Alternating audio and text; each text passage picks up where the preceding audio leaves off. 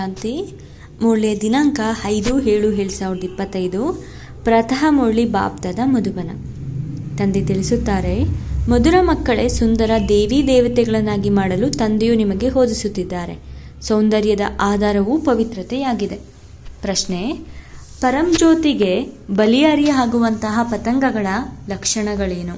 ಉತ್ತರ: ಬಲಿಯಾರಿಯಾಗುವ ಪತಂಗಗಳು, ಒಂದನೆಯದಾಗಿ, ಜ್ಯೋತಿಯು ಯಾರಾಗಿದ್ದಾರೆ, ಹೇಗಿದ್ದಾರೆಯೋ ಅವರನ್ನು ಯಥಾರ್ಥ ರೂಪದಿಂದ ತಿಳಿದುಕೊಳ್ಳುತ್ತಾರೆ ಮತ್ತು ನೆನಪು ಮಾಡುತ್ತಾರೆ. ಎರಡನೆಯದು, ಬಲಿಯಾರಿಯಾಗುವುದು ಎಂದರೆ ತಂದೆಯ ಸಮಾನರಾಗುವುದು. ಮೂರನೆಯದು, ಬಲಿಯಾರಿಯಾಗುವುದು ಎಂದರೆ ತಂದೆಗಿಂತಲೂ ಶ್ರೇಷ್ಠ ರಾಜ್ಯ ಪದವಿಗೆ ಅಧಿಕಾರಿಗಳಾಗುವುದು. ಗೀತೆ: ಸಭೆಯಲ್ಲಿ ಜ್ಯೋತಿ ಬೆಳಗಿತು. ಓಂ ಶಾಂತಿ. ಮಧುರಾತಿ ಮಧುರ ಆತ್ಮಿಕ ಮಕ್ಕಳು, ಈ ಗೀತೆಯ ಸಾಲನ್ನು ಕೇಳಿದ್ದೀರಿ. ಇದನ್ನು ಯಾರು ತಿಳಿಸುತ್ತಾರೆ? ಆತ್ಮಿಕ ತಂದೆ. ಅವರು ಜ್ಯೋತಿಯೂ ಆಗಿದ್ದಾರೆ. ಇವರಿಗೆ ಅನೇಕ ಹೆಸರುಗಳನ್ನಿಟ್ಟಿದ್ದಾರೆ. ತಂದೆಗೆ ಬಹಳಷ್ಟು ಮಹಿಮೆ ಮಾಡುತ್ತಾರೆ. ಇದು ಸಹ ಪರಮಪಿತ ಪರಮಾತ್ಮನ ಮಹಿಮೆಯಲ್ಲವೇ? ತಂದೆಯು ಪತಂಗಗಳಿಗಾಗಿ ಜ್ಯೋತಿಯಾಗಿ ಬಂದಿದ್ದಾರೆ. ಯಾವ ಪತಂಗಗಳು ಜ್ಯೋತಿಯನ್ನು ನೋಡುವರೋ ಅವರ ಮೇಲೆ ಬಲಿಯಾರಿಯಾಗಿ ಶರೀರವನ್ನು ಬಿಟ್ಟು ಬಿಡುತ್ತಾರೆ. ಜ್ಯೋತಿಗೆ ಬಲಿಯಾರಿಯಾಗುವ ಪತಂಗಗಳು ಬಹಳಷ್ಟಿರುತ್ತವೆ. ಅದರಲ್ಲಿಯೂ ವಿಶೇಷವಾಗಿ ದೀಪಾವಳಿಯಂದು ಬಹಳಷ್ಟು ದೀಪಗಳನ್ನು ಬೆಳಗಿಸಿದಾಗ ಚಿಕ್ಕ ಅನೇಕ ಕೀಟಗಳು ರಾತ್ರಿಯಲ್ಲಿ ಸತ್ತು ಹೋಗುತ್ತವೆ. ನೀವೀಗ ತಿಳಿದುಕೊಂಡಿದ್ದೀರಿ, ನಮ್ಮ ತಂದೆಯು ಪರಮ ಆತ್ಮನಾಗಿದ್ದಾರೆ. ಅವರಿಗೆ ಹುಸೇನನೆಂದು ಹೇಳಲಾಗುತ್ತದೆ. ಬಹಳ ಸುಂದರನಾಗಿದ್ದಾರೆ, ಏಕೆಂದರೆ ಅವರು ಸದಾ ಪಾವನನಾಗಿದ್ದಾರೆ. ಆತ್ಮವು ಪವಿತ್ರವಾದಾಗ ಅದಕ್ಕೆ ಬಹಳ ಪವಿತ್ರ ಸ್ವಾಭಾವಿಕ ಸೌಂದರ್ಯದ ಶರೀರವೂ ಸಿಗುತ್ತದೆ. ಆತ್ಮಗಳು ಶಾಂತಿಧಾಮದಲ್ಲಿ ಪವಿತ್ರರಾಗಿರುತ್ತಾರೆ. ನಂತರ ಯಾವಾಗ ಇಲ್ಲಿ ಪಾತ್ರವನ್ನು ಅಭಿನಯಿಸಲು ಬರುವರೋ ಆಗ ಸತೋ ಪ್ರಧಾನತೆಯಿಂದ ಸತೋ ರಜೋ ತಮೋದಲ್ಲಿ ಬರುತ್ತಾರೆ. ನಂತರ ಸುಂದರರಿಂದ ಶ್ಯಾಮ ಅರ್ಥಾತ್ ಅಪವಿತ್ರ ಕಪ್ಪಾಗಿ ಬಿಡುತ್ತಾರೆ. ಆತ್ಮವು ಪವಿತ್ರವಾಗಿದ್ದಾಗ ಅದಕ್ಕೆ ಸತೋ ಪ್ರಧಾನವೆಂದು ಹೇಳಲಾಗುತ್ತದೆ ಮತ್ತು ಶರೀರವೂ ಸಹ ಸತೋ ಪ್ರಧಾನವಾದದ್ದೇ ಸಿಗುತ್ತದೆ. ಪ್ರಪಂಚವು ಹೊಸದು ಮತ್ತು ಹಳೆಯದಾಗುತ್ತದೆ.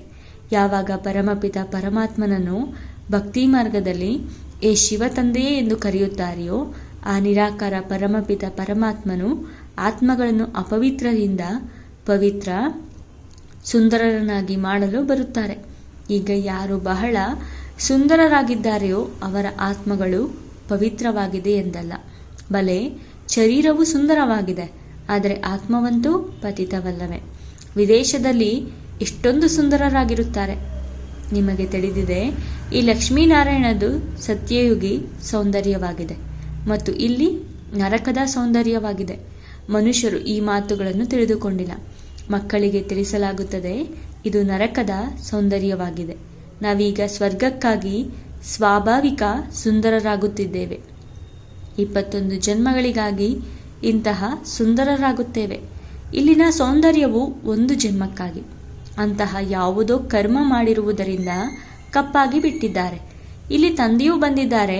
ಇಡೀ ಪ್ರಪಂಚದ ಮನುಷ್ಯ ಮಾತ್ರನಷ್ಟೇ ಅಲ್ಲ, ಪ್ರಪಂಚವನ್ನೇ ಸುಂದರವನ್ನಾಗಿ ಮಾಡುತ್ತಾರೆ.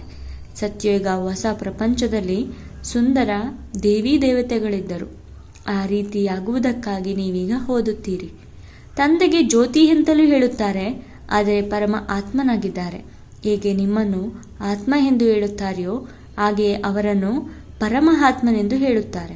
ನೀವು ಮಕ್ಕಳು ತಂದೆಯ ಮಹಿಮೆಯನ್ನು ಹಾಡುತ್ತೀರಿ ಮತ್ತು ತಂದೆಯು ಮಕ್ಕಳ ಮಹಿಮೆಯನ್ನು ಹಾಡುತ್ತಾರೆ. ಮಕ್ಕಳೇ, ನಾನು ನಿಮ್ಮನ್ನು ಈ ರೀತಿ ಮಾಡುತ್ತೇನೆ. ನಿಮ್ಮದು ನನಗಿಂತಲೂ ಶ್ರೇಷ್ಠ ಪದವಿಯಾಗಿದೆ. ನಾನು ಯಾರಾಗಿದ್ದೇನೆ, ಹೇಗಿದ್ದೇನೆ, ಹೇಗೆ ಪಾತ್ರವನ್ನು ಅಭಿನಯಿಸುತ್ತೇನೆ ಎಂಬುದು ಮತ್ಯಾರಿಗೂ ಗೊತ್ತಿಲ್ಲ. ನಾವು ಆತ್ಮಗಳು ಪಾತ್ರವನ್ನು ಅಭಿನಯಿಸುವುದಕ್ಕಾಗಿ ಹೇಗೆ ಪರಮಧಾಮದಿಂದ ಬರುತ್ತೇವೆ. ನಾವು ಶೂದ್ರ ಕುಲದಲ್ಲಿದ್ದೆವು, ಈಗ ಬ್ರಾಹ್ಮಣ ಕುಲದಲ್ಲಿ ಬಂದಿದ್ದೇವೆಂಬುದನ್ನು ನೀವು ಮಕ್ಕಳೇ ತಿಳಿದುಕೊಂಡಿದ್ದೀರಿ. ಈ ಬ್ರಾಹ್ಮಣ ವರ್ಣವೂ ಸಹ ನಿಮ್ಮದೇ ಆಗಿದೆ. ಮತ್ಯಾವುದೇ ಧರ್ಮದವರಿಗಾಗಿ ಈ ವರ್ಣವಿಲ್ಲ. ಅವರ ವರ್ಣಗಳಿರುವುದಿಲ್ಲ. ಅವರದು ಒಂದೇ ವರ್ಣವಾಗಿದೆ. ಕ್ರಿಶ್ಚಿಯನರೆಂದೇ ನಡೆದು ಬರುತ್ತದೆ. ಅವರಲ್ಲಿಯೂ ಸತೋ ರಜೋ ತಮೋದಲ್ಲಿ ಬರುತ್ತಾರೆ. ಬಾಕಿ ಈ ವರ್ಣವು ನಿಮಗಷ್ಟೇ ಇದೆ.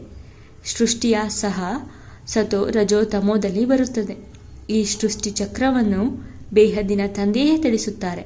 ಸ್ವಯಂ ಜ್ಞಾನಸಾಗರ, ಪವಿತ್ರತೆಯ ಸಾಗರನಾದ ತಂದೆಯೇ ಹೇಳುತ್ತಾರೆ, ನಾನು ಪುನರ್ಜನ್ಮವನ್ನು ತೆಗೆದುಕೊಳ್ಳುವುದಿಲ್ಲ.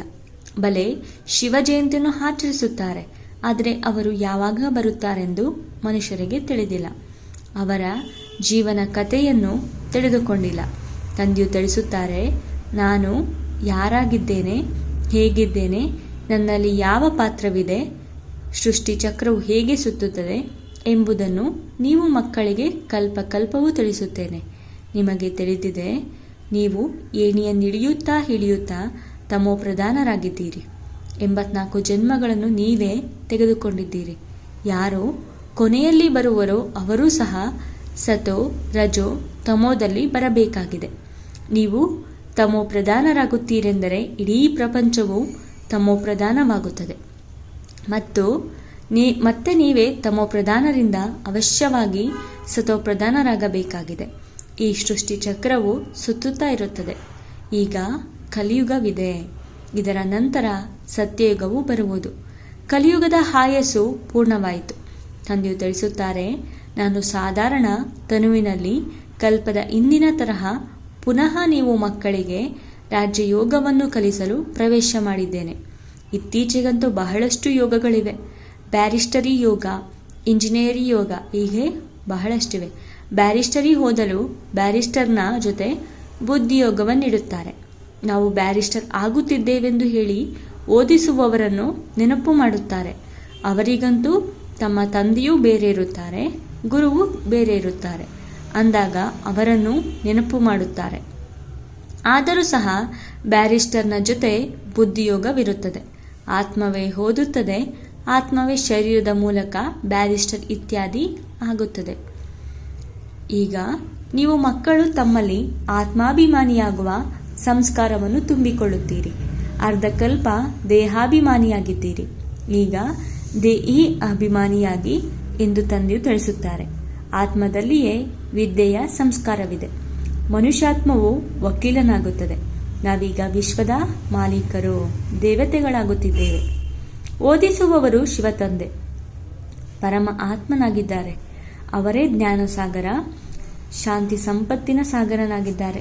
ಸಾಗರದಿಂದ ರತ್ನಗಳ ತಟ್ಟೆಗಳು ಹೊರಬಂದವು ಎಂದು ತೋರಿಸುತ್ತಾರೆ. ಇವು ಭಕ್ತಿ ಮಾರ್ಗದ ಮಾತುಗಳಾಗಿವೆ. ತಂದೆಯು ತಿಳಿಸುತ್ತಾರೆ, ಇವು ಅವಿನಾಶಿ ಜ್ಞಾನರತ್ನಗಳಾಗಿವೆ. ಈ ಜ್ಞಾನರತ್ನಗಳಿಂದ ನೀವು ಬಹಳ ಸಾಹುಕಾರರಾಗುತ್ತೀರಿ ಮತ್ತು ನಿಮಗೆ ಬಹಳಷ್ಟು ವಜ್ರರತ್ನಗಳು ಸಿಗುತ್ತವೆ. ಇವು ಒಂದೊಂದು ರತ್ನವು ಲಕ್ಷಾಂತರ ರೂಪಾಯಿಗಳ ಬೆಲೆ ಬಾಳುವಂಥದ್ದಾಗಿದೆ. ಅದು ನಿಮ್ಮನ್ನು ಇಷ್ಟು ಸಾಹುಕಾರರನ್ನಾಗಿ ಮಾಡುತ್ತದೆ. ನಿಮಗೆ ತಿಳಿದಿದೆ, ಭಾರತವೇ ನಿರ್ವಿಕಾರಿ ಪ್ರಪಂಚವಾಗಿತ್ತು. ಅದರಲ್ಲಿ ಪವಿತ್ರ ದೇವತೆಗಳಿದ್ದರು. ಈಗ ಕಪ್ಪು ಅಪವಿತ್ರರಾಗಿ ಬಿಟ್ಟಿದ್ದಾರೆ. ಆತ್ಮಗಳು ಮತ್ತು ಪರಮಾತ್ಮನ ಮೇಳವಾಗುತ್ತಿದೆ. ಆತ್ಮವು ಶರೀರದಲ್ಲಿದ್ದಾಗಲೇ ಕೇಳಿಸಿಕೊಳ್ಳುತ್ತದೆ. ಪರಮಾತ್ಮನು ಸಹ ಶರೀರದಲ್ಲಿಯೇ ಬರುತ್ತಾರೆ. ಆತ್ಮಗಳು ಮತ್ತು ಪರಮಾತ್ಮನ ಧಾಮವು ಶಾಂತಿಧಾಮವಾಗಿದೆ. ಅಲ್ಲೇನು ಸದ್ದು ಇರುವುದಿಲ್ಲ. ಇಲ್ಲಿ ಪರಮಾತ್ಮ ತಂದೆಯೂ ಬಂದು ಶರೀರ ಸಹಿತವಾಗಿ ಮಕ್ಕಳೊಂದಿಗೆ ಮಿಲನ ಮಾಡುತ್ತಾರೆ. ಅಲ್ಲಂತೂ ಮನೆ ಇದೆ, ವಿಶ್ರಾಂತಿ ಪಡೆಯುತ್ತಾರೆ. ಈಗ ನೀವು ಮಕ್ಕಳು ಪುರುಷೋತ್ತಮ ಸಂಗಮ ಯುಗದಲ್ಲಿದ್ದೀರಿ. ಬಾಕಿ ಪ್ರಪಂಚವು ಕಲಿಯುಗದಲ್ಲಿದೆ. ತಂದೆಯು ತಿಳಿಸುತ್ತಾರೆ, ಭಕ್ತಿ ಮಾರ್ಗದಲ್ಲಿ ಬಹಳಷ್ಟು ಖರ್ಚು ಮಾಡುತ್ತಾರೆ, ಬಹಳಷ್ಟು ಚಿತ್ರಗಳನ್ನು ಮಾಡುತ್ತಾರೆ, ದೊಡ್ಡ ದೊಡ್ಡ ಮಂದಿರಗಳನ್ನು ಕಟ್ಟಿಸುತ್ತಾರೆ. ಇಲ್ಲವಾದರೆ ಕೃಷ್ಣನ ಚಿತ್ರವನ್ನು ಮನೆಯಲ್ಲಿಯೂ ಇಟ್ಟುಕೊಳ್ಳಬಹುದು. ಬಹಳ ಕಡಿಮೆ ಬೆಲೆಯಲ್ಲಿ ಚಿತ್ರಗಳು ಸಿಗುತ್ತವೆ. ಆದರೂ ಸಹ ಎಷ್ಟೊಂದು ದೂರದ ಮಂದಿರಗಳಿಗೆ ಏಕೆ ಹೋಗುವುದು? ಇದು ಭಕ್ತಿ ಮಾರ್ಗವಾಗಿದೆ. ಸತ್ಯಯುಗದಲ್ಲಿ ಈ ಮಂದಿರಗಳಿರುವುದಿಲ್ಲ. ಅಲ್ಲಿ ಪೂಜ್ಯರೇ ಇರುತ್ತಾರೆ. ಕಲಿಯುಗದಲ್ಲಿ ಪೂಜಾರಿಗಳಿದ್ದಾರೆ. ನೀವೀಗ ಸಂಗಮಯುಗದಲ್ಲಿ ಪೂಜ್ಯ ದೇವತೆಗಳಾಗುತ್ತಿದ್ದೀರಿ. ನೀವೀಗ ಬ್ರಾಹ್ಮಣರಾಗಿದ್ದೀರಿ. ಈ ಸಮಯದಲ್ಲಿ ನಿಮ್ಮ ಈ ಅಂತಿಮ ಪುರುಷಾರ್ಥಿ ಶರೀರವು ಬಹಳ ಅಮೂಲ್ಯವಾಗಿದೆ. ಇದರಲ್ಲಿ ನೀವು ಬಹಳಷ್ಟು ಸಂಪಾದನೆ ಮಾಡಿಕೊಳ್ಳುತ್ತೀರಿ. ಬೇಹದ್ದಿನ ತಂದೆಯ ಜೊತೆ ನೀವು ತಿನ್ನುತ್ತೀರಿ, ಕುಡಿಯುತ್ತೀರಿ. ನೀವು ಕರೆಯುವುದು ಸಹ ಅವರನ್ನೇ. ಕೃಷ್ಣನೊಂದಿಗೆ ತಿನ್ನುತ್ತೇವೆಂದು ಹೇಳುವುದಿಲ್ಲ, ತಂದೆಯನ್ನೇ ನೆನಪು ಮಾಡುತ್ತೀರಿ. ನೀವು ಮಾತಾಪಿತಾ ನಾನು ನಿಮ್ಮ ಬಾಲಕನೆಂದು ಹೇಳಿ ತಂದೆಯ ಜೊತೆ ಆಟವಾಡುತ್ತಿರುತ್ತೀರಿ. ಕೃಷ್ಣನಿಗೆ ನಾವೆಲ್ಲರೂ ಬಾಲಕರೆಂದು ಹೇಳುವುದಿಲ್ಲ. ಎಲ್ಲ ಆತ್ಮಗಳು ಪರಮಪಿತ ಪರಮಾತ್ಮನ ಮಕ್ಕಳಾಗಿದ್ದೇವೆ. ಆತ್ಮವು ಶರೀರದ ಮೂಲಕವೇ ಹೇಳುತ್ತದೆ, ಬಾಬಾ ತಾವು ಬಂದರೆ ನಾವು ತಮ್ಮ ಜೊತೆಯಲ್ಲಿಯೇ ಆಟವಾಡುತ್ತೇವೆ, ಜೊತೆಯಲ್ಲಿಯೇ ತಿನ್ನುತ್ತೇವೆ, ಎಲ್ಲವನ್ನೂ ಮಾಡುತ್ತೇವೆ. ನೀವು ಬಾಪ್ದಾದ ಎಂದು ಹೇಳುತ್ತೀರಿ. ಹೀಗೆ ಹೇಳುವುದರಿಂದ ಇದೊಂದು ಪರಿವಾರವಾಯಿತು, ಬಾಪ್ದಾದ ಮತ್ತು ಮಕ್ಕಳು. ಈ ಬ್ರಹ್ಮರವರು ಬೇಹದ್ದಿನ ರಚಯಿತನಾಗಿದ್ದಾರೆ. ತಂದೆಯು ಇವರಲ್ಲಿ ಅಂದರೆ ಬ್ರಹ್ಮ ತಂದೆಯರಲ್ಲಿ ಪ್ರವೇಶ ಮಾಡಿ ಇವರನ್ನು ದತ್ತು ತೆಗೆದುಕೊಳ್ಳುತ್ತಾರೆ. ನೀವು ನನ್ನವರಾಗಿದ್ದೀರಿ ಎಂದು ಇವರಿಗೆ ಹೇಳುತ್ತಾರೆ. ಇದು ಮುಖವಂಶಾವಳಿಯಾಗಿದೆ. ಹೇಗೆ ಸ್ತ್ರೀಯನ್ನು ದತ್ತು ಮಾಡಿಕೊಳ್ಳುತ್ತಾರಲ್ಲವೇ, ನೀನು ನನ್ನವಳೆಂದು ಹೇಳುತ್ತಾರೆ. ಅದು ಸಹ ಮುಖವಂಶಾವಳಿಯಾಯಿತು. ನಂತರ ಅವರಿಂದ ಕುಖವಂಶಾವಳಿ ಮಕ್ಕಳು ಜನ್ಮ ಪಡೆಯುತ್ತಾರೆ. ಈ ಪದ್ಧತಿಯು ಎಲ್ಲಿಂದ ನಡೆದು ಬಂದಿತು? ತಂದೆಯು ತಿಳಿಸುತ್ತಾರೆ, ನಾನೇ ಇವರನ್ನು ದತ್ತು ಮಾಡಿಕೊಂಡಿದ್ದೇನೆ ಅಲ್ಲವೇ? ಇವರ ಮೂಲಕ ನಿಮ್ಮನ್ನು ದತ್ತು ಮಾಡಿಕೊಳ್ಳುತ್ತೇನೆ. ನೀವು ನನ್ನ ಮಕ್ಕಳಾಗಿದ್ದೀರಿ. ಆದರೆ ಇವರು ಅಂದರೆ ಬ್ರಹ್ಮ ತಂದೆಯೂ ಸಹ ಪುರುಷನಾಗಿದ್ದಾರೆ. ಆದುದರಿಂದ ನಿಮ್ಮೆಲ್ಲರನ್ನು ಸಂಪಾಲನೆ ಮಾಡಲು ಮತ್ತೆ ಸರಸ್ವತಿಯನ್ನು ದತ್ತು ಮಾಡಿಕೊಳ್ಳಲಾಯಿತು. ಆಗ ಅವರಿಗೆ ತಾಯಿ ಎಂಬ ಬಿರುದು ಸಿಕ್ಕಿತು. ಸರಸ್ವತಿ ನದಿ. ಈ ನದಿಯು ತಾಯಿಯಾಯಿತಲ್ಲವೇ? ತಂದೆಯು ಸಾಗರನಾದರು. ಈ ನದಿಯೂ ಸಹ ಸಾಗರದಿಂದ ಹೊರಟಿದೆ. ಬ್ರಹ್ಮಪುತ್ರ ನದಿ ಮತ್ತು ಸಾಗರದ ಬಹಳ ದೊಡ್ಡ ಮೇಳವಾಗುತ್ತದೆ. ಇಂತಹ ಮೇಳವು ಮತ್ತೆಲ್ಲಿಯೂ ಸಿಗುವುದಿಲ್ಲ. ಅದು ಸ್ಥೂಲ ನದಿಗಳ ಮೇಳವಾಗಿದೆ. ಇದು ಆತ್ಮಗಳು ಮತ್ತು ಪರಮಾತ್ಮನ ಮೇಳವಾಗಿದೆ. ತಂದೆಯು ಶರೀರದಲ್ಲಿ ಬಂದಾಗಲೇ ಮೇಳವಾಗುತ್ತದೆ. ತಂದೆಯು ತಿಳಿಸುತ್ತಾರೆ, ನಾನು ಹುಸೇನನಾಗಿದ್ದೇನೆ. ಇವರಲ್ಲಿ ಕಲ್ಪಕಲ್ಪವೂ ಪ್ರವೇಶ ಮಾಡುತ್ತೇನೆ. ಇವು ನಾಟಕದಲ್ಲಿ ನಿಗದಿಯಾಗಿದೆ. ನಿಮ್ಮ ಬುದ್ಧಿಯಲ್ಲಿ ಇಡೀ ಸೃಷ್ಟಿ ಚಕ್ರವಿದೆ. ಇದರ ಆಯಸ್ಸು 5000 ವರ್ಷವಾಗಿದೆ. ಈ ಬೇಹದ್ದಿನ ಸಿನೆಮಾ ಏನಿದೆ ಮತ್ತೆ ಆ ಹದ್ದಿನ ಸಿನಿಮೆಗಳನ್ನು ನೋಡುತ್ತಾರೆ. ಯಾವುದು ಕಳೆದು ಹೋಗಿದೆಯೋ ಅದು ಮತ್ತೆ ವರ್ತಮಾನವಾಗುತ್ತದೆ. ವರ್ತಮಾನವು ನಂತರ ಭವಿಷ್ಯವಾಗುತ್ತದೆ. ಅದಕ್ಕೆ ಮತ್ತೆ ಭೂತಕಾಲವೆಂದು ಹೇಳಲಾಗುವುದು. ಅದು ಭೂತಕಾಲವಾಗುವುದರಲ್ಲಿ ಎಷ್ಟು ಸಮಯ ಹಿಡಿಸಿತು? ಹೊಸ ಪ್ರಪಂಚದಲ್ಲಿ ಬಂದು ಎಷ್ಟು ಸಮಯ ಕಳೆಯಿತು? 5000 ವರ್ಷಗಳು. ನೀವೀಗ ಪ್ರತಿಯೊಬ್ಬರೂ ಸ್ವದರ್ಶನ ಚಕ್ರಧಾರಿಗಳಾಗಿದ್ದೀರಿ. ನಾವು ಮೊದಲು ಬ್ರಾಹ್ಮಣರಾಗಿದ್ದೆವು, ನಂತರ ದೇವತೆಗಳಾಗದೆವೆಂದು ತಿಳಿಸಿಕೊಡುತ್ತೀರಿ. ನೀವು ಮಕ್ಕಳಿಗೆ ಈಗ ತಂದೆಯ ಮೂಲಕ ಸುಖಧಾಮದ ಆಸ್ತಿಯು ಸಿಗುತ್ತದೆ. ತಂದೆಯು ಬಂದು 3 ಧರ್ಮಗಳನ್ನು ಒಟ್ಟಿಗೆ ಸ್ಥಾಪನೆ ಮಾಡುತ್ತಾರೆ. ಉಳಿದೆಲ್ಲದರ ವಿನಾಶ ಮಾಡಿಸುತ್ತಾರೆ. ಈಗ ಹಿಂತಿರುಗಿ ಮನೆಗೆ ಕರೆದುಕೊಂಡು ಹೋಗುವುದಕ್ಕೆ ಸದ್ಗುರುವು ನಿಮಗೆ ಸಿಕ್ಕಿದ್ದಾರೆ. ನಿಮ್ಮನ್ನು ಸದ್ಗತಿಯಲ್ಲಿ ಕರೆದುಕೊಂಡು ಹೋಗಿ ಶರೀರವನ್ನು ಸಮಾಪ್ತಿ ಮಾಡಿ ಶರೀರವನ್ನು ಬಿಟ್ಟು ಶಾಂತಿಧಾಮಕ್ಕೆ ಹೋಗುವ ಯುಕ್ತಿಗಳನ್ನು ತಿಳಿಸಿ ಎಂದು ತಂದೆಯನ್ನು ಕರೆಯುತ್ತಾರೆ. ಇದಕ್ಕಾಗಿಯೇ ಮನುಷ್ಯರು ಗುರುಗಳ ಬಳಿ ಹೋಗುತ್ತಾರೆ. ಆದರೆ ಆ ಗುರುಗಳು ಶರೀರದಿಂದ ಬಿಡಿಸಿ ಜೊತೆಯಲ್ಲಿ ಕರೆದುಕೊಂಡು ಹೋಗಲು ಸಾಧ್ಯವಿಲ್ಲ. ಪತಿತ ಪಾವನನು ಒಬ್ಬರೇ ತಂದೆಯಾಗಿದ್ದಾರೆ. ಅವರು ಯಾವಾಗ ಬರುವರೋ ಆಗ ಅವಶ್ಯವಾಗಿ ಪಾವನರಾಗುತ್ತೀರಿ. ತಂದೆಗೆ ಕಾಲರ ಕಾಲ ಮಹಾಕಾಳನೆಂದು ಹೇಳಲಾಗುತ್ತದೆ. ಏಕೆಂದರೆ ಎಲ್ಲರನ್ನು ಶರೀರದಿಂದ ಬಿಡಿಸಿ ಜೊತೆಯಲ್ಲಿ ಕರೆದುಕೊಂಡು ಹೋಗುತ್ತಾರೆ. ಇವರು ಸುಪ್ರೀಂ ಮಾರ್ಗದರ್ಶಕನಾಗಿದ್ದಾರೆ. ಎಲ್ಲ ಆತ್ಮಗಳನ್ನು ಹಿಂತಿರುಗಿ ಕರೆದುಕೊಂಡು ಹೋಗುತ್ತಾರೆ. ಇದು ಚೀಚಿ ಶರೀರವಾಗಿದೆ. ಇದರಿಂದ ಮುಕ್ತರಾಗಲು ಬಯಸುತ್ತಾರೆ. ಆದರೆ ಶರೀರವನ್ನು ಬಿಟ್ಟಾಗಲೇ ಬಂಧನವು ಬಿಡುಗಡೆಯಾಗುವುದು. ಈಗ ನಿಮ್ಮನ್ನು ಇವೆಲ್ಲ ಅಸುರಿ ಬಂಧನಗಳಿಂದ ಬಿಡಿಸಿ ಸುಖದ ದೈವಿ ಸಂಬಂಧದಲ್ಲಿ ತಂದೆಯು ಕರೆದುಕೊಂಡು ಹೋಗುತ್ತಾರೆ. ನಾವು ಶಾಂತಿಧಾಮದ ಮೂಲಕ ಸುಖಧಾಮದಲ್ಲಿ ಬರುತ್ತೇವೆ ಎಂಬುದು ನಿಮಗೆ ತಿಳಿದಿದೆ. ನಂತರ ಹೇಗೆ ದುಃಖಧಾಮದಲ್ಲಿ ಬರುತ್ತೀರಿ ಎಂಬುದನ್ನು ಸಹ ನೀವು ತಿಳಿದುಕೊಂಡಿದ್ದೀರಿ. ತಂದೆಯು ಶ್ಯಾಮರಿಂದ ಸುಂದರನಾಗಿ ಮಾಡುವುದಕ್ಕಾಗಿಯೇ ಬರುತ್ತಾರೆ. ಆದ್ದರಿಂದ ತಿಳಿಸುತ್ತಾರೆ, ನಾನು ನಿಮ್ಮ ವಿಧೇಯ ಸತ್ಯವಾದ ತಂದೆಯೂ ಆಗಿದ್ದೇನೆ. ತಂದೆಯು ಯಾವಾಗಲೂ ವಿಧೇಯರಾಗಿರುತ್ತಾರೆ. ಬಹಳಷ್ಟು ಸೇವೆ ಮಾಡುತ್ತಾರೆ. ಖರ್ಚು ಮಾಡಿ ಮಕ್ಕಳನ್ನು ಓದಿಸಿ ನಂತರ ಎಲ್ಲ ಹಣ ಅಧಿಕಾರವನ್ನು ಮಕ್ಕಳಿಗೆ ಕೊಟ್ಟು ತಾನು ಹೋಗಿ ಸಾಧುಗಳ ಸಂಘ ಮಾಡುತ್ತಾರೆ. ಮಕ್ಕಳನ್ನು ತನಗಿಂತಲೂ ಉತ್ತಮರನ್ನಾಗಿ ಮಾಡುತ್ತಾರೆ. ಹಾಗೆಯೇ ಈ ತಂದೆಯೂ ತಿಳಿಸುತ್ತಾರೆ, ನಾನು ನಿಮ್ಮನ್ನು ಡಬಲ್ ಕಿರೀಟಧಾರಿಗಳನ್ನಾಗಿ ಮಾಡುತ್ತೇನೆ.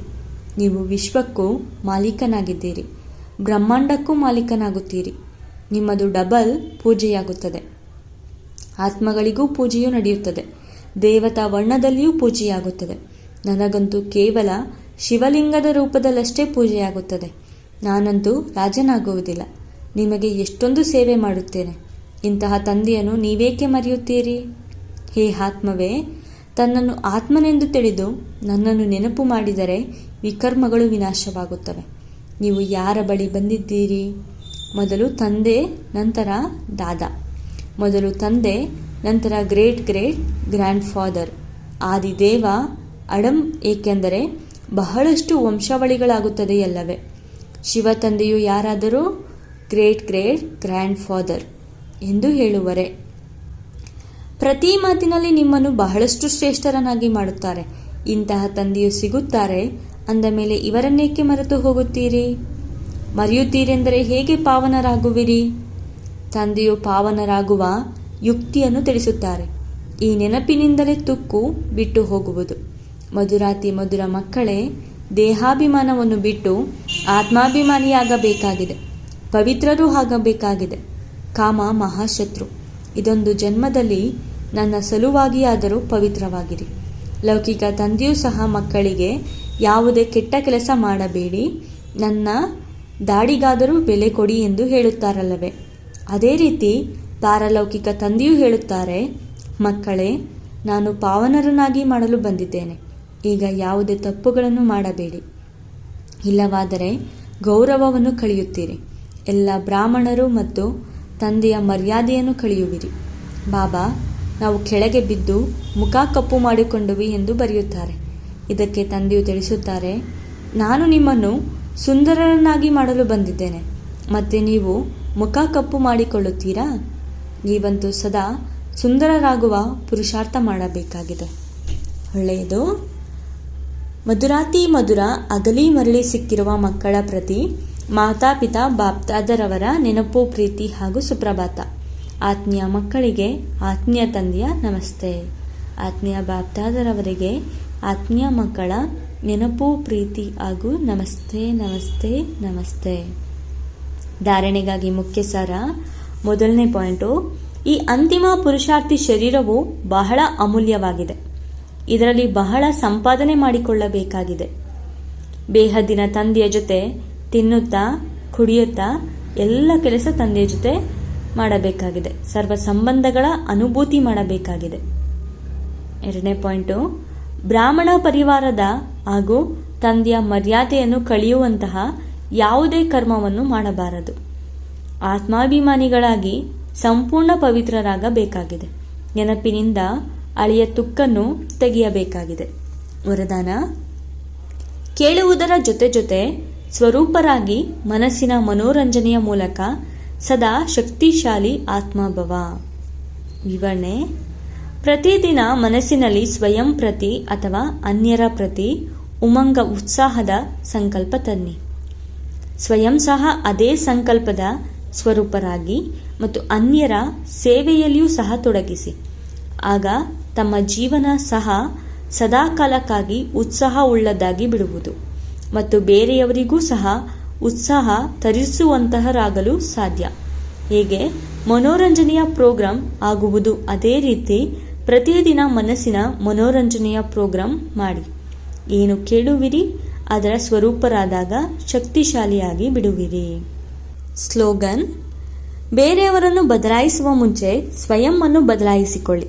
ಇದೇ ಬುದ್ಧಿವಂತಿಕೆಯಾಗಿದೆ. ಅವ್ಯಕ್ತ ಸೂಚನೆ: ಸಂಕಲ್ಪ ಶಕ್ತಿಯನ್ನು ಜಮಾ ಮಾಡಿ ಶ್ರೇಷ್ಠ ಸೇವೆಗೆ ನಿಮಿತ್ತರಾಗಿ. ಎಲ್ಲದಕ್ಕಿಂತ ತೀವ್ರಗತಿಯ ಸೇವೆಯ ಸಾಧನವಾಗಿದೆ ಶುಭ ಹಾಗೂ ಶ್ರೇಷ್ಠ ಸಂಕಲ್ಪಗಳ ಶಕ್ತಿ. ಹೇಗೆ ಬ್ರಹ್ಮ ತಂದೆ ಶ್ರೇಷ್ಠ ಸಂಕಲ್ಪಗಳ ವಿಧಿಯ ಮೂಲಕ ಸೇವೆಯ ವೃದ್ಧಿಯಲ್ಲಿ ಸದಾ ಸಹಯೋಗಿ ಆಗಿದ್ದಾರೆ. ವಿಧಿ ತೀವ್ರವಾಗಿದ್ದರೆ ವೃದ್ಧಿಯೂ ತೀವ್ರವಾಗಿರುತ್ತದೆ. ಇದೇ ರೀತಿ ತಾವು ಮಕ್ಕಳು ಸಹ ಶ್ರೇಷ್ಠ ಶುಭ ಸಂಕಲ್ಪಗಳಲ್ಲಿ ಸಂಪನ್ನರಾಗಿ. ಓಂ ಶಾಂತಿ.